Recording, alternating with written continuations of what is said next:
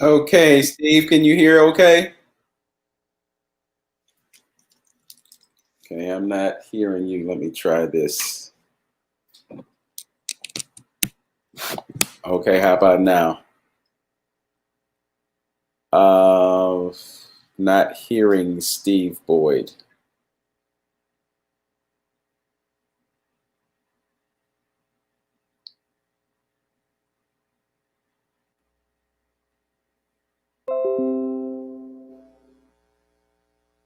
Okay, Steve, are you there?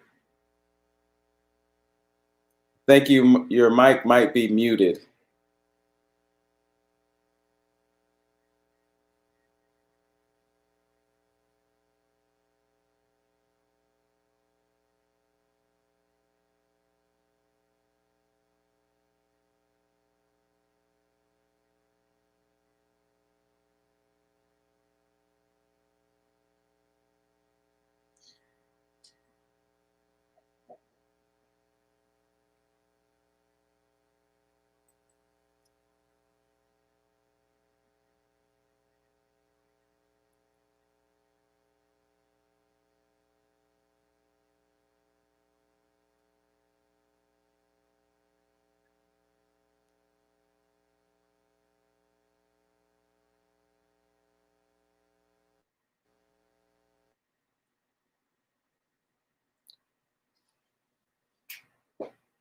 Okay, your mic is definitely muted now.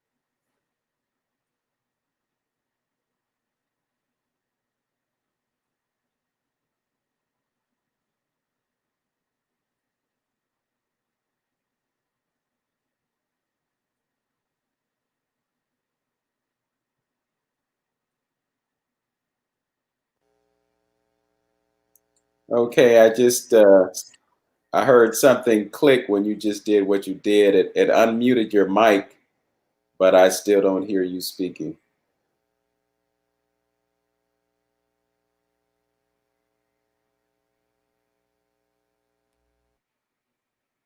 And it just went off.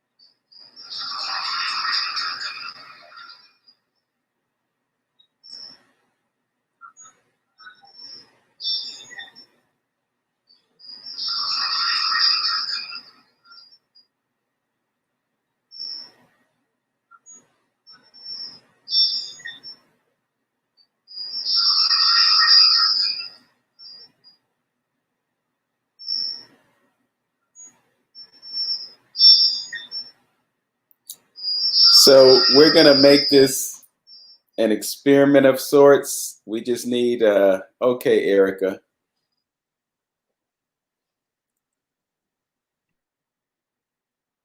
Erica, you're in the room now. Hi. Okay, so it is working. I'm glad to hear that. Steve is having some challenges in getting his audio connected. I don't know what those things might be, but I'm glad to see that this is working for you. So what I can do is I can have you on the screen like this. Let's see, we got Lady Skill coming into the room. And we are live on YouTube at the moment. So we're getting this together. This is as an experiment in technology. We're growing in this. So let me ask you, since we have you on the line, soon to be Dr. Graham, how close are you to finishing? How close are you to the finish line? 2022, May of 2022. Wow. So you still have a full year left and maybe an increment of the year that follows. Just internship and dissertation process. That's it. Okay. So you got quite a bit of work to do on the dissertation then? Yeah, I'm about a fourth of the way through, so I still have quite a bit to go. Wow, that's a pretty daunting task. From what I can remember in your writing, I can see that it's quite laborious in terms of what you have to provide discourse on. Yes, it is. Yeah, yeah. Tell us about the subject matter that you're dealing with. So I am looking to see if increasing racial pride in people of African descent will decrease anxiety and depressive symptoms. Interesting. So if they have a greater self-awareness, they will be able to navigate life more successfully based on your theory. Absolutely. Okay. Yeah. And is that from a cultural perspective, or is it a holistic perspective in terms of the full human experience? It's culturally specific to African Americans. Okay. So that it's rooted in African deep thought. Okay. But okay. And you're doing this at the University of Akron? yes. Okay. All right. Beautiful. Beautiful. I had a chance to talk to your father last night. Well, did you? I think your father might need a little coaching on the business side of things. Really? Business coach. I was just thinking about the new venture that he's entering into with with himself and your brother. Yes, he's got to get my brother out here and moving. Yeah, so I think it could be a good. I think it could be a good marriage. I just think that there probably needs a little bit of structure to how you carry it out. Absolutely. Absolutely. Yeah. So yeah. So since I do have you on the line and we just finished hearing from Dr. Johnson, was there anything about the conversation that stood out to you in terms of what we talked about? I know that he touched on this towards the end. There's quite a bit of struggle with our young folks and having to migrate the academic world and the technology world at the same time. So that I know that that's a struggle. I do work with adolescents who are experiencing that struggle. And so that really stood out because it's accurate. I've had to advocate for kids needing Wi-Fi and having school systems like promote the fact that they can have, free Wi-Fi, free hotspots, but then going through all of the struggles of trying to prove that they actually needed it.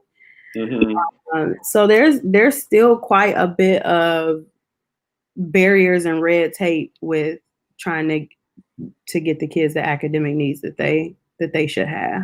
Mm-hmm. I'm just kind of wondering if there was any intentionality in the dysfunction that has been created by this transition into a new learning model. What I'm hearing through mainstream media and social media is that Black and brown students are being significantly impacted by this transition. And I was just thinking the other day, if, for instance, you had 4 children and they're all in different grades, Mm-hmm. and they all have different teachers, then all 4 children need their own computer. Yes. So, and if the computer isn't provided by the school and you as a parent have to provide that, that's another drain on your resources. Yes. And this is in the midst of so many job losses that have occurred in the past 6 to 7 months, and businesses closing and the economic hardships that have come as a result of that. And then you look at the fact that the COVID relief funds, i.e. stimulus checks, they're not there anymore. And, the stimulus check that they're talking about in the coming year might only be $600. Well, if you have 4 kids, you can't get 4 computers for $600. And on top of that, you have rent and utilities and food and all those other necessities. So, you just kind of wonder, is this something that happened to handicap students who are already handicapped? What are your thoughts about that possibility? Well, there's a significant disadvantage for kids who are either living in poverty or in working class, right? Because some of those resources may not even be available. Just touching on, for example, the internet process and having 4 children in the home. If you're not doing high-speed internet that can handle all 4 of those devices online at the same time, all 4 of those kids may not be able to get online and actively do what they need to do at the same time. Mm-hmm. So that's one example. And then financially, there's a strain. Parents are they teachers? Are they tutors? Do they go to work?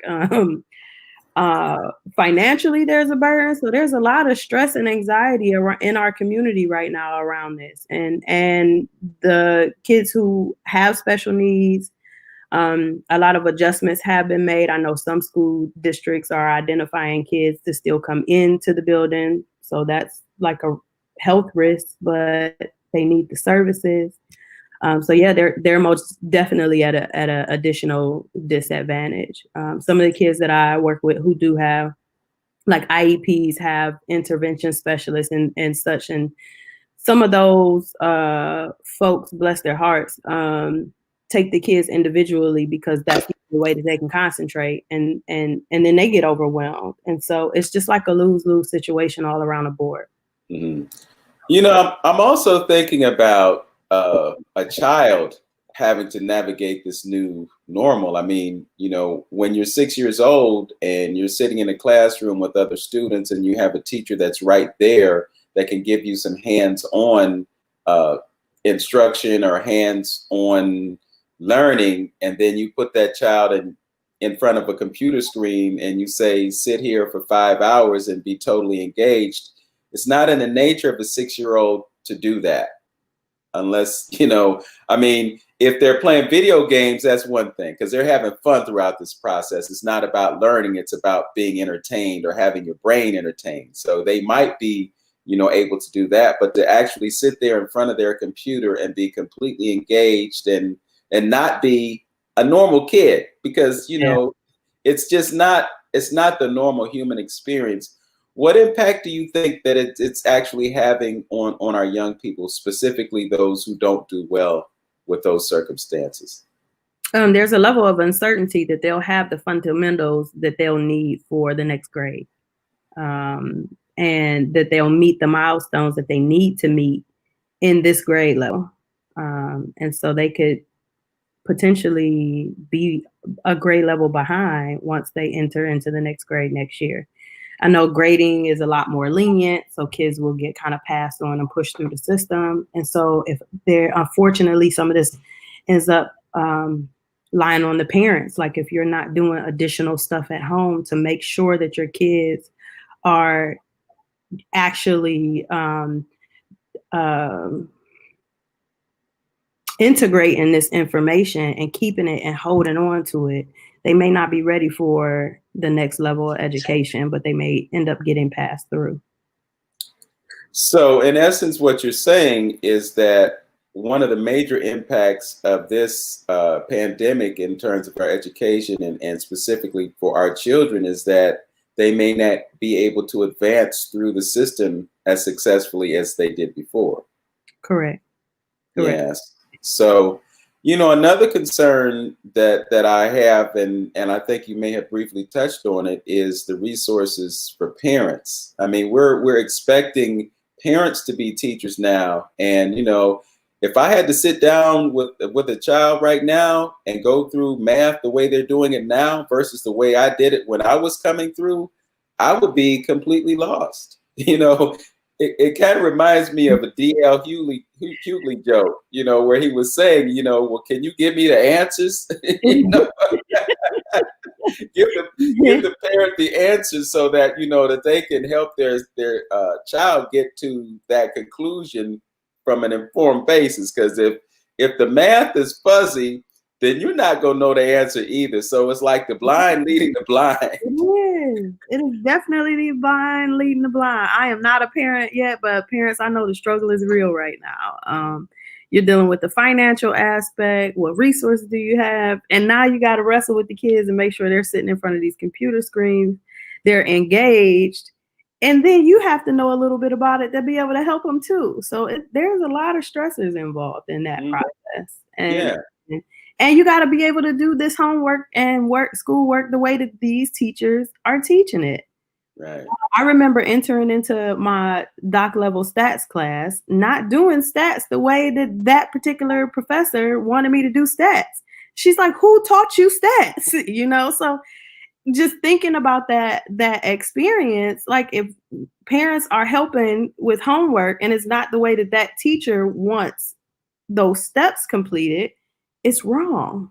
It's wrong. It's incorrect. It's not done right. And I mean, we're gonna have a huge gap in education to deal with when the new normal unfolds.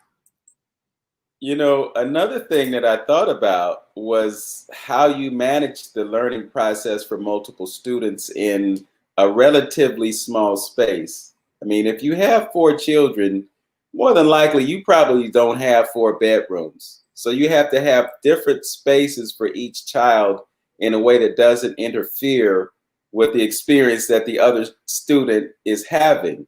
So, and then you have to be there to monitor each one of those so that that they're getting what they're getting and they're doing what they're supposed to do. And then on top of all of that, you might need to be at work. So absolutely, if you're supposed to be at work, then how can you manage it? Do you have to find someone to manage your child's learning experience? I mean, this is it's complicated on so many different levels, and everybody's struggling through it. Everybody is struggling in a different way. The teachers are struggling to keep the kids engaged. The parents are struggling to make sure that they are monitoring, being hall monitors. Parents have to be hall monitors at this point. If parents have to be at work and can't be the hall monitor, then the oldest sibling becomes the hall monitor. And the oldest sibling is supposed to be wrangling in all of the younger siblings. You may have everybody sitting at a dining room table with headsets in. You may have kids in different areas of the house.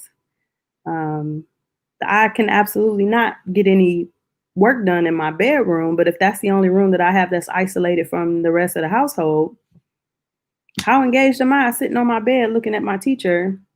Yeah. Do instruction for that day. I want to shift gears a little bit because you mentioned your doctoral thesis and it's really all about culture. So I think one of the things that we talked about on the show today was this idea of repatriation. And repatriation is a means of connecting with one's cultures, specifically when you've been separated from it for so long. I've been blessed to have been to the continent of Africa, so I can see culture firsthand, experiencing culture firsthand, wear it. I brought this back from there. In terms of what you're looking at, what do you see as the value of the repatriation experience just by virtue of visiting? But in addition to that, going to a place like Ghana or Gambia or Kenya or whatever, and actually experiencing that as a person who's living there? So it gives us a wider knowledge base of, first off, what the world has to offer, and not just our street, not just our neighborhood, not just our school system. Because that's all being controlled. The school districts and the information being disseminated throughout our schools is one way. And then there's a totally different way of life and culture outside of that. And so there's a sense of pride and accomplishment and connectedness that we can start to have once we actually engage in learning about our culture. We start to connect with different characteristics of ourselves that may have been shown in someone else in our heritage. And so for example, for myself, having a warrior's mindset, not knowing that there were female warriors, that might be looked at negatively. That might look like I'm being masculine or something like that. I don't know how that's being portrayed, but culturally, knowing that there were female warriors, I'm drawn to that. I'm like, oh man, it's like sense to fight and be an advocate and, talk about social justice and talk about oppression and talk about all of these things. I know that there were other females who did that. So it gives me a sense of peace, like, oh, okay, I'm carrying out the legacy. I'm carrying those things out, and not so much feeling like I'm just a havoc in society as it stands. And so there's a connectedness that we end up inheriting by connecting to our culture and the rituals, and actually visually seeing the continent. Yes. So are you familiar with the story of Ya Asantewaa in Ghana? And if you are, can you share that with the viewing audience? I am not. Okay. Well, if since you're not, you might want to do some research. And I wish I was qualified to share that story with you. But Ya Asantewaa is one of those. She's like the Ghanaian Harriet Tubman. Ah. Okay. Quite a story. And I'm going to have to verse myself on that story so that I can share it. That's one of the female warriors that I'm mindful of. Another one that I was apprised of when I visited Egypt or Kemet last year was Hatshepsut. She was a pharaoh, and quite a bit happened during the time in which she served as the ruler of that specific area in Kemet. So, I mean, history is full of those kinds of stories. But to your point, girls go through 12 years of education and never hear about that. So they don't get a chance to envision themselves as that person. They don't process in their mind that they, as a person empowered by their understanding of who and what they are, can actually accomplish the kinds of things that those sisters and those brothers did back in the day. And that really underscores the importance of us knowing our history. But, the history that we receive in the schools is just so devoid of any cultural information that would empower us with those kinds of thoughts. So, I am aware of the creation of an Afrocentric university in Ghana. Wow. And they're looking at having it in the shape of an ankh. So that, yes, the main building as they're designing this university is going to be in the shape of an ankh. Now, this is going to be the first of its kind university on the continent of Africa. And it's a collaboration between Africans from the diaspora and Africans in Africa. And it really illustrates the whole notion or the idea that we're all one people and we're working together towards a common goal. And the fact of the matter is, you have a few people who are involved in this effort, but the impact that it has on the rest of the world is an extremely meaningful impact. It's like there may only be two of us in this room. There are people who will be able to watch this after we finish this broadcast, listen to our conversation, and glean something that's meaningful to them. And it's the same thing with the creation of this university. You know, we have an understanding that the brains of Africans have been washed to the same extent that the brains of Africans in America have been washed. And the brains of Africans all over the world have been washed. And what we have to do is we have to engage in a strategic process of restoring those brains. We got to do that reboot. We got to do that reset. And we do that understanding that everybody's not going to wake up at the same time. But the fact that you and I are having this conversation means that somebody is awake, because we can speak to these realities right now. Right. And it's just rewarding for me to know that that there are so many things that are happening right now that on a mass level people are not aware of. People don't know anything about Obakese University of Excellence yet. But if you go to Ghana, you can drive down the road, you can see the billboards that are up advertising this. You know, a few weeks ago, they had a sod breaking. You know, the last conference call that I was sitting in, they were talking about how they were going to put a fence around the property because they already have the land. There are just so many things that are happening right now to bring this into reality, and people don't know about it. So, you know, for those who think that, you know, we just have to continue to be victims and continue to have to accept the status that is assigned to us in our respective places, that's not the case at all. You know, we're at a point now where we're determining that we have to take our lives into our own hands and do what we have to do to create the quality of life that we deserve. So looks like we have been joined by another party. I believe this might be our brother Hamptonio. Looks like he might be in the field in one of them institutional type places. I don't know. But you know, based on what he does for a living, I would not be surprised. You know, we got to do what we got to do to pay the bills. And it's a really strange place that we find ourselves in. Have you had the opportunity to make that voyage to the continent yet, or is it something that you're looking forward to? I have not made the voyage yet. I have been strongly urged to. It is a strong desire of mine.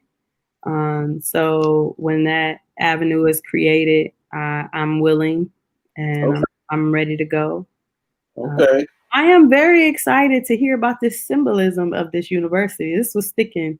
The symbolism of this university being in the shape of an ankh, and just getting to the simple aspect of culture and values that we've gotten away from, and one being balance and collectivity. Like, we have to get out of the mindset that we're in competition with each other. We have to get out of the mindset of there being some hierarchy other than ancestors and elders. We have to get back to our cultural part, because if not, we'll be fighting with each other. And that's even in just like individual relationships. Like the power of balance between a man and a woman is omnipotent. Like, it's just it, and that doesn't have to be in an intimate relationship. There is so much power in the balance of having male and female energy and collectivity, and we really have to get back to that and kind of get out of this cooperative mind and get out of this competition style of thinking. Like, it's not going to get us anywhere. We got to work together. Yes, I fully agree. I think competition has been something that has been used to pit us against each other and prevent us from moving together forward. So absolutely, I fully concur with that. And, I'm just happy to say that, this university having an Afrocentric curriculum, this is like the antithesis of what we're getting in the American universities and colleges, who, ironically want to do away with African studies and Black studies. They want to do away with it the reality is that white folks and black folks need to study our history because we have a common history. I want to welcome Lynn Hampton into the room with us right now. Brother Lynn, we're having a conversation about the importance of culture, and I know that that's one of your favorite topics. Any reflections on the conversation that we had with Dr. Johnson today? What stood out for you?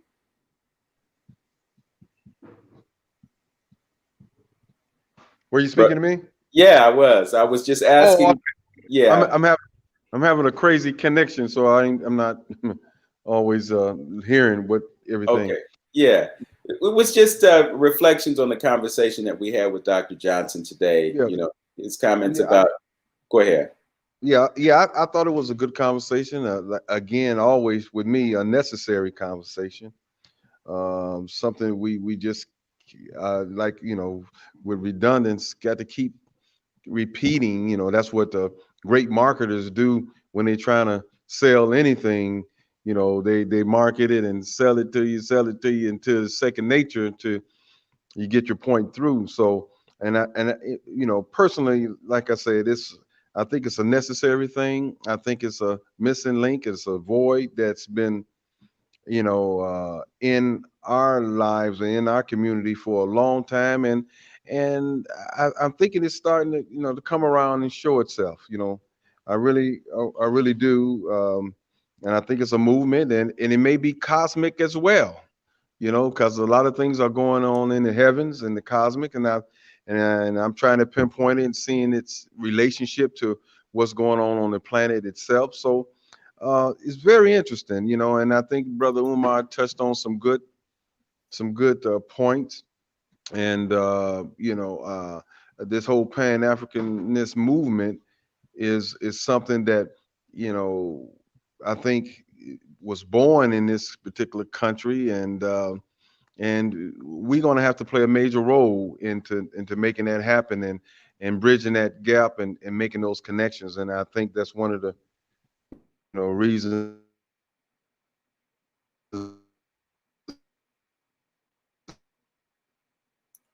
Yeah, it looks like his signal kind of cut out on us, but I just wanted to reinforce the thought and the notion about the Obakasi University of Excellence being founded on the principles of Pan-Africanism. Having an Afrocentric curriculum and having a curriculum that's based on sustainability, based on cultural knowledge and acumen, based on the idea that you have to come up with solutions to the issues that Africans are having there, but also the issues that we're having here in America. Because when you look at something as simple as diet, the standard American diet is responsible for, I would venture to say, and I'm not a statistician or anything, but I'm just going based on my perception of the reality that I see. But the standard American diet is responsible for probably most of the disease and dysfunction that we have in this country. We can eat things that are beneficial to us, or we can eat things that are detrimental to us. And when you look at what most folks eat, they're things that are detrimental to us. And we have to educate ourselves about the things that will provide us with the nutrients that will give us a healthy immune system. And know the things that will depress our immune system. And it just so happens that the things that we like, the things that we have been ushered into acceptance as normal for us, are the very things that are doing us in. There's controversy about whether or not pork is good for you. There are folks who don't eat pork at all because they have a certain feeling that it will, impact them negatively. All the excessive fats, the detrimental fats that provide the flavor for things that we like so much, that stuff is really wreaking havoc on our systems. The excess sugar that we consume in the various products that we eat, it's the same thing, and then you compound that with the fact that we live in communities that if you go in the store, you're not going to find anything that's good for you. But you're going to find things that appeal to your taste buds because they've been designed to do exactly that.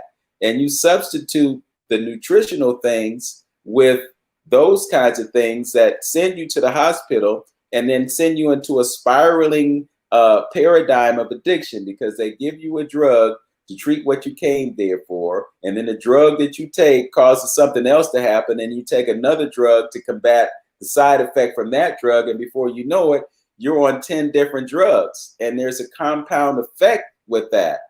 But if you were eating that celery, and you were eating that broccoli, and you were consuming the oranges and the apples and the things that have the antioxidants and the nutrients that could support your immune system, you wouldn't have that sickness, nor would you have the dependency on the doctor who's really just interested in you taking that prescription so that he can get his half of the drug money that comes, and it's legal drug money, but it's drug money nonetheless. I mean, this is really an American reality, you know. So we have to be able to go to school and learn how to grow food, you know.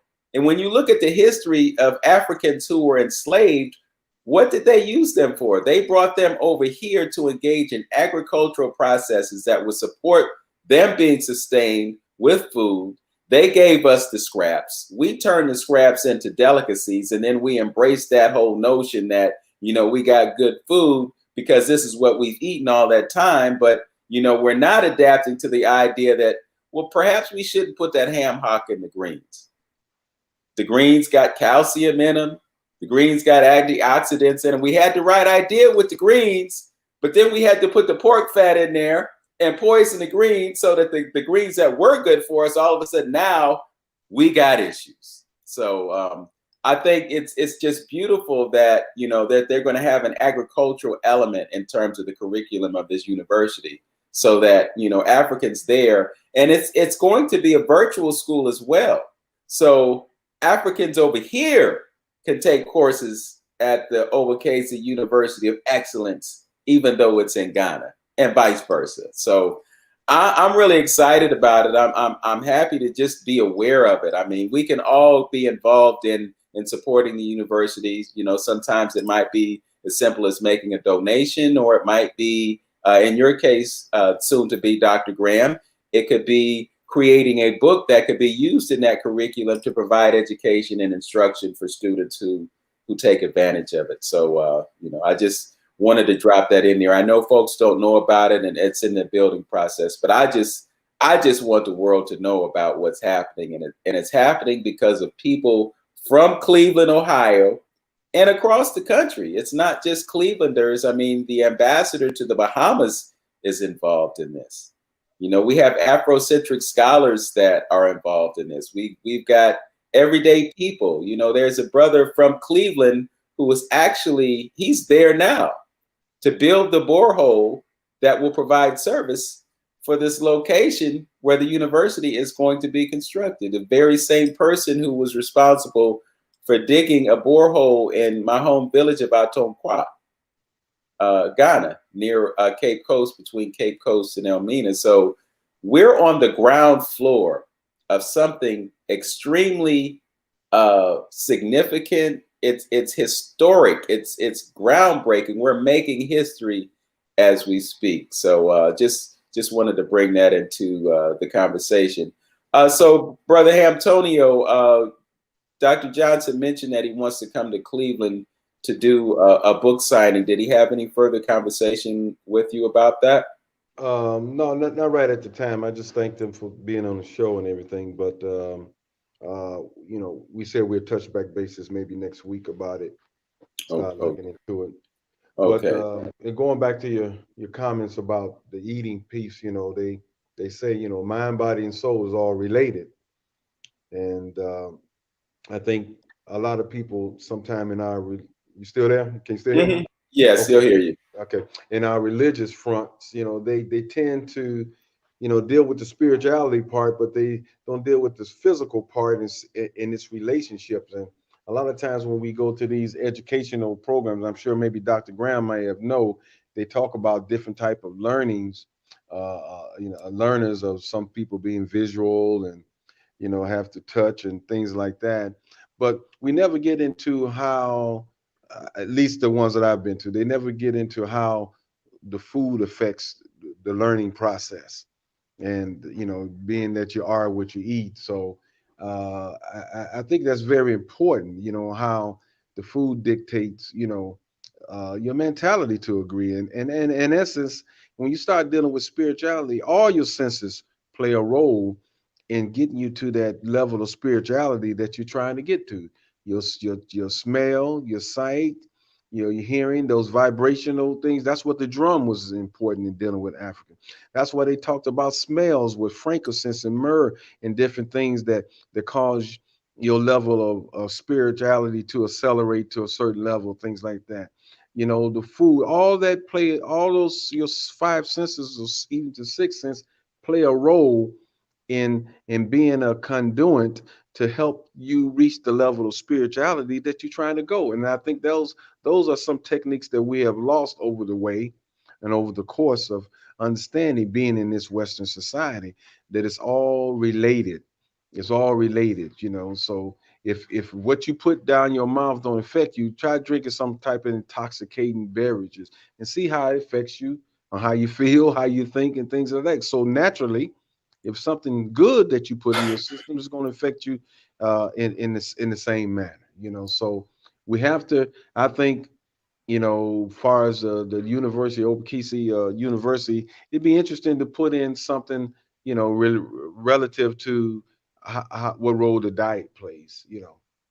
Yeah, I'm sure that component will be there. And as I was listening to your comments, I was just reminded of something that we learned from Dr. Brown through the book Stress Free for Life, and that is the importance of certain, I guess, supplements or certain substances that affect your brain function. And I was also reminded of the fact that there are certain things in the American diet that actually cause depression. So you can alter your mental state just by adjusting the things that you Sure. eat. For sure. They For they sure. they say that if you eat a handful of cashews a day, that's the equivalent of taking a pharmaceutical substance to affect your mood.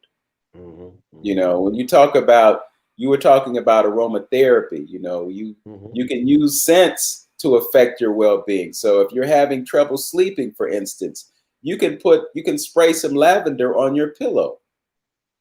You can burn a lavender candle. There are just different things because of the way those things in nature affect us, that you can use them to your benefit. But if you don't have any awareness of it, then you can't use those things, and you go to the drugstore and you buy that sleeping pill, and then it creates a dependency that can be problematic. And then after a while, it doesn't work anymore, and then you got to do something else.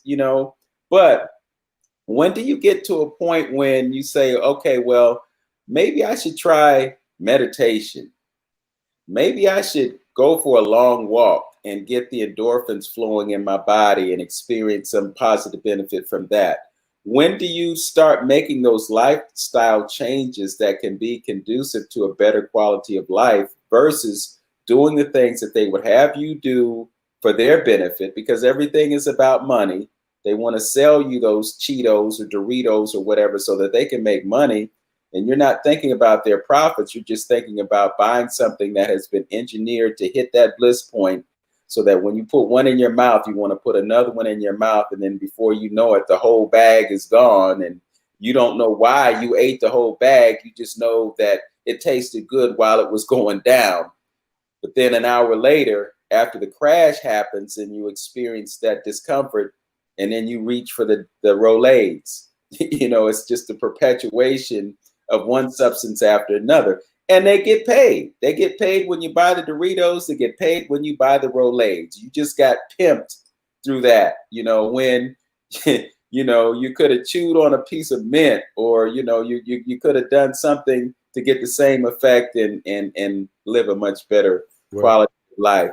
Brother Lynn, Well, in closing, mhm. I got to go get back to work here. But it's just it's amazing how they do that. They get you, like you said, coming and going. Playing both sides of it, and we tend to fall, right in that trap all the time. So it seems like a never ending cycle. But we have gotten to the point to where we don't even know the real taste of food. Mm-hmm. What it really tastes like. We've been putting additives to things, and we got to train our bodies back to really learning to appreciate the real taste of food. Yeah. Well, the way that you do that is you have to remove the things that are providing you with that mentality connected to that, and then you purge those from your system and you allow your taste buds to adapt to a sensibility related to the real taste of food, and then of course, you've got spices, the spices can be natural too. They can be non-irradiated. They can be they can be organic, and so that you can experience the real taste versus the artificial taste. So there are a lot of alternatives. We have a lot of choices that we can make in terms of what we can do that will be beneficial instead of detrimental. So Brother Hamptonio, I want to thank you for joining us and spending the time with us. I know that you're out there in the trenches doing that real hard work, and we applaud you for doing what you can do to make Cleveland a safer place and to address some of the needs that we have from your side of things. So I don't want to hold you, but I did also want you to be aware of the technology that we have now. So what I'm envisioning is that we can connect with some of our scholars and use this platform to provide access to our viewers and our listeners here in Cleveland and around the world. It doesn't just have to be doesn't have to be limited to this geographic location. The beauty of COVID is that it has created greater connectivity, so we don't have to fly folks in for them to be able to see and hear. We can share the screen, they can do their presentations, we can monetize it as we need to do, because they do deserve to be compensated for what they do. But we have a tool at our disposal now that can open up a great number of possibilities for waking our folks up and getting them to a new platform of understanding that will enable them to improve the quality of their lives. Yeah. It's definitely has its advantages for sure. Yes. All right. All righty. All right. Okay, I'll get back to you. Okay. And Sister Erica, I want to thank you for joining us today. I think you provided some very meaningful insights, and I wish you nothing but success in your path towards doctorhood. I know that once you reach that pinnacle, you're not going to be one of those doctors that walks around with their nose up in the air and I'm Dr. Graham. You cannot call me just Erica Graham. You will be one of those folks who's down to earth, but enjoying the benefits of the hard work. And, your subject is extremely insightful and it's meaningful, because one of the most important things that we can do in this time is become aware of who we are. And who we are is directly connected to our culture. And once we can ingest our cultural history, our cultural past, and the nuances of it, you were connected with Golden Ciphers. And Golden Ciphers was really connected to the whole notion of rites of passage. And through rites of passage, young people, they learn what their purpose in life is. We talked about it early in our conversation, we didn't really get to probe it in depth, but it's the whole idea of the purpose of the male and the purpose of the female, and how that dynamic is all about the perpetuation of life. We take the sexual act so for granted.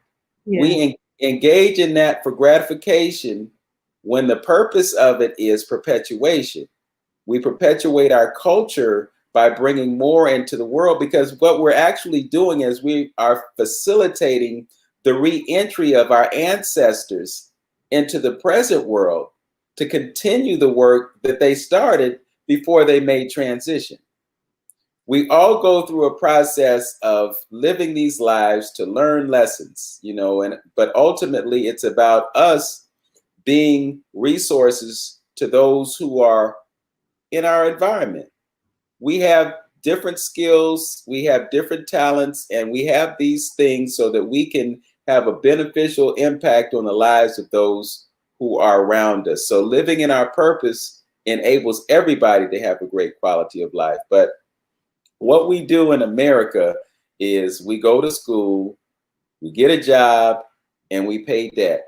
And we do that without an awareness of who we are and what we're really supposed to be doing. So our purpose gets hijacked by the system.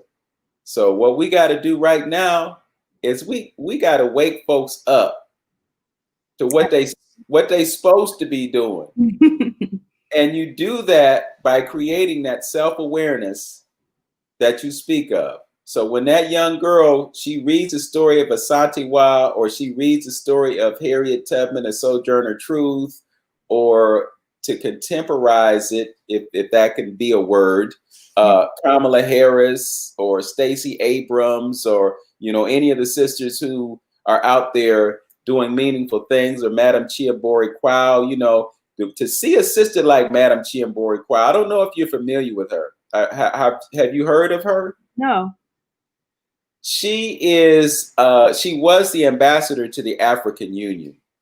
This sister is so dynamic. I'm going to have to send you a link to a YouTube video that she's featured in, but she is extremely passionate about uniting Africans from the diaspora with Africans and having this collaborative energy that allows us to change the current paradigm of African leadership. Because the problem is, many of our African leaders are putting their interests ahead of the interests of the people.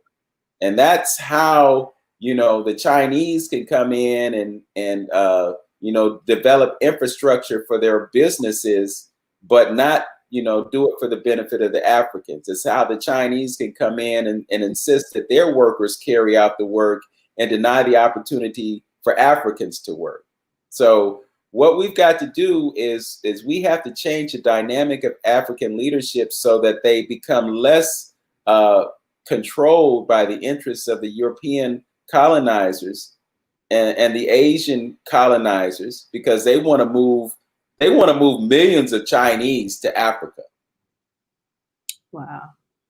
Yeah. I mean, they got billions of people in China right now, and so they can come to a place like Africa. Think about it. You up in the mountains, and it's cold and everything, and then you can come to Africa and live in what to us seems like paradise, especially this time of year. I mean, it's 30-something degrees out there, and we're expecting snow tomorrow. But so they want to migrate all these people. And this is in the midst of an explosion of population in Africa. But what gives me hope, Erica, is the fact that the population of Africa is extremely young. I mean, I think the average age is something like 20, and these are the young people who don't have the same baggage that their elders do in terms of their relationship to the colonizers. And they're going to be looking for ways to provide benefits to the population, and not just provide benefits to leaders who take the kickbacks and take the money that they get and live high on the hog, so to speak. So there's hope, and we can't rely completely on young folks, because the elders do have wisdom to bestow upon them to help them navigate the change that we want to see. So there has to be an intergenerational approach to moving things forward. The young folks have skills and talents that we don't have. I mean, our elder Baba Steve, he couldn't get the audio to work, so we didn't get the benefit of his wisdom today. And there's probably a young person who could have just walked in the room and said, "Oh, Baba, here, just dip, dip, dip, dip, dip, boom, you on." Yeah. So any response? Did you want to respond to that? I guess there's so much power and knowledge within our elders or the wisdom keepers. And I think that my generation and younger generations have to learn to value that, as well as knowing to the elders, we are the foot soldiers. And so there is the physical aspect that we can go out and do and have the technical savviness and whatnot. But we'll be lost if we don't connect to that guidance from our elders and seek that wisdom and sit at their feet and kind of value this almost like that storytelling aspect where we're gaining that knowledge from our elders. Pamela Hubbard was one of the core reasons why I even got culturally aware. So I was, an initiate of rites of passage because of her. Working for her as a volunteer, and she seen something in me that she wanted to ignite, and by golly, did it get ignited through that rites of passage process for myself, and then facilitating it with her many, many times.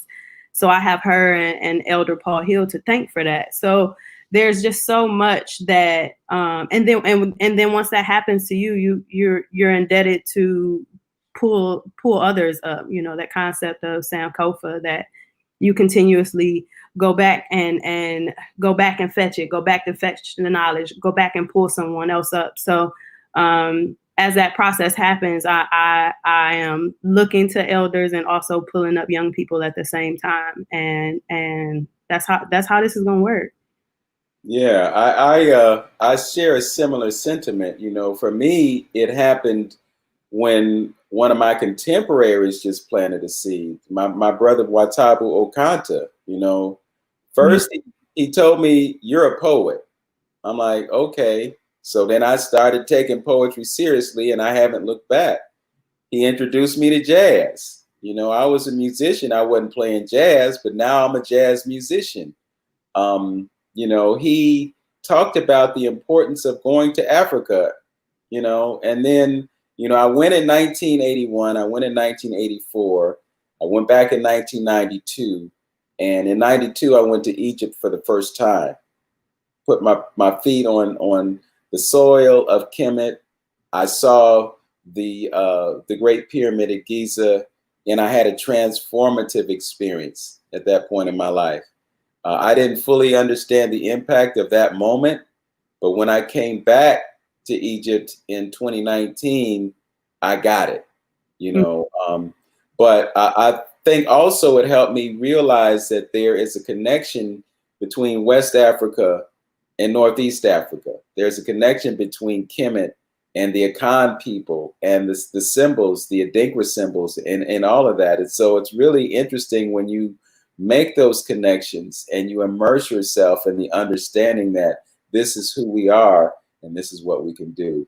They haven't been able to accomplish a lot of what happened during the civilization of Kemet and Nubia and Tasseti, way back when. They haven't been able to duplicate that. They don't even fully understand. They can't even tell you how they built those pyramids. They can tell you how many blocks there are. They can tell you the height, the width, the depth, and all of that. But they can't explain how it was done.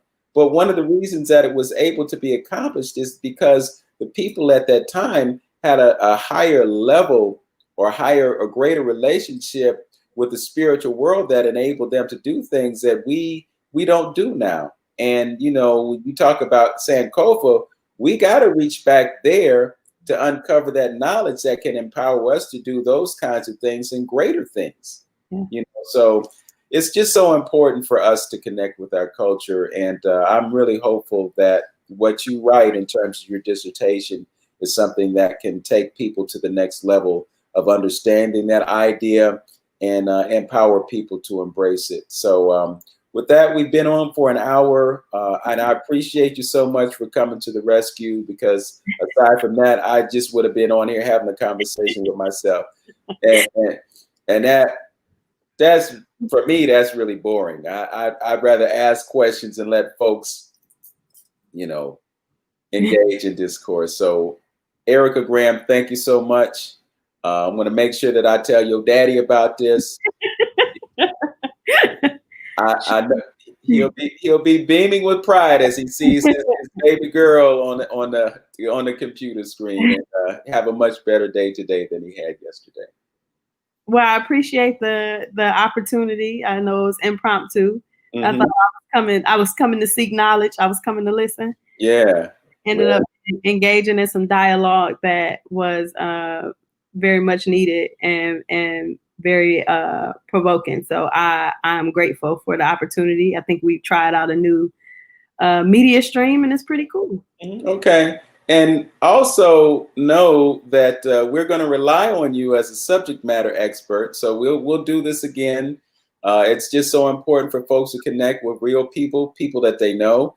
And I'm sure that you have friends and family and followers out there who, respect your perspective and your opinion, and you'll be able to be a resource for them.